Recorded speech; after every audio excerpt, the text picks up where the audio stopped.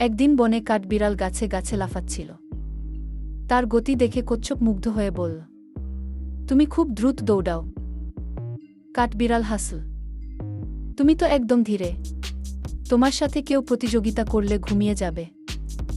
কচ্ছপ শান্তভাবে বলল, চলো দেখি কে আগে নদীর পাড়ে পৌঁছাতে পারে কি। কাঠবিড়াল রাজি হল। প্রতিযোগিতা শুরু হল। শুরুতেই কাঠবিড়াল দ্রুত ছুটে গেল, কিন্তু মাঝপথে একটা গাছে বাদাম দেখে থেমে গেল।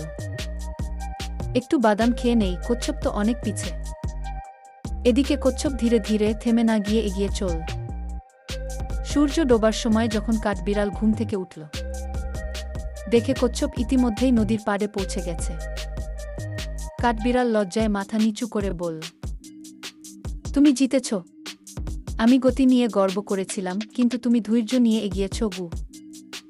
কচ্ছপ হেসে বলল, গতি নয়, ধারাবাহিকতাই আসল শক্তি গু।